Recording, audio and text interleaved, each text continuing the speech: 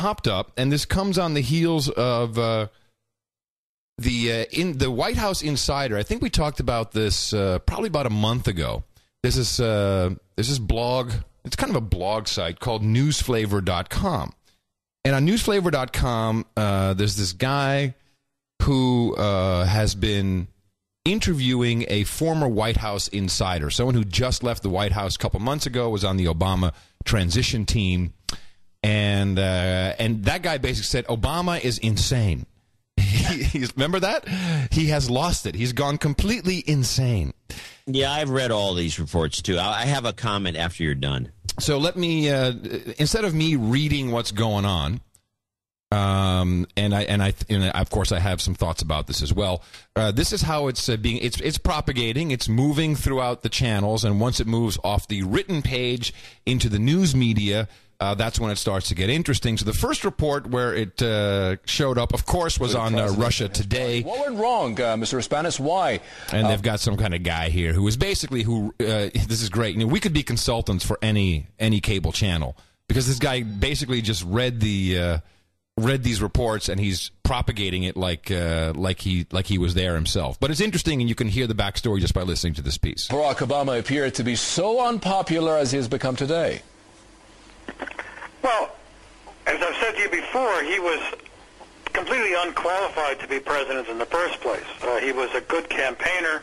He had a lot of money behind him.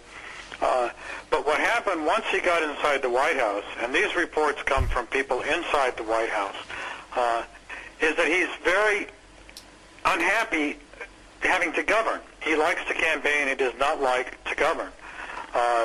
There are reports that he's very frustrated. He's very depressed.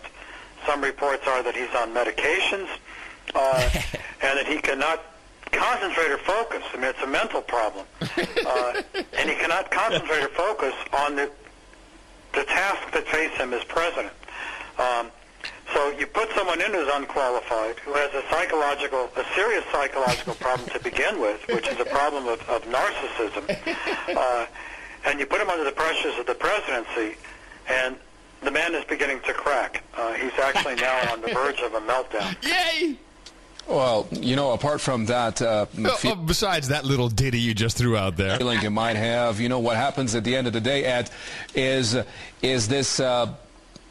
second term that seems to be more and more unattainable. How would you comment on that? It's not like he's leading the witness, but okay. Well, it's very doubtful at this point that he will last out his first term. There are people, as I've said, within the administration, within the government, and people within the Democratic Party who are seriously considering how to remove Obama from the presidency. This has been given a big push also by my boss, Lyndon LaRouche, the founder of Executive Intelligence Review. Lyndon LaRouche. Lyndon LaRouche. Anyway, the 25th Amendment, for those of you, we have this document here in the United States, kind of a funny thing. No one ever really reads it anymore. It's called the Constitution. And it's kind of the rules, the law of the land. So Amendment 25, Section 1, in case of the removal of the president from office of his death or resignation, the vice president shall become president. But Section 4 is the one that's most interesting. Whenever the vice president and a majority of either the principal officers of the executive department or of such other body as Congress may by law provide, transmit to the president pro tempore, it's like tempura, I guess, of the Senate and the Speaker of the House of Representatives their written declaration that the president is unable to discharge the powers and duties of his office. The vice president shall immediately assume the powers and duties of the office as acting president. And then there's like, the president can say, that's not true, I'm not crazy.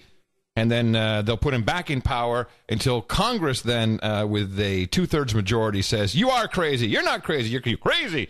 And if the Congress says you're crazy, then they can kick you out. So, of course, what these reports of this so-called insider are saying is, well, when the and I think it's still an if, but when the Republicans take the House, then they'll have enough of a majority to declare the president insane. And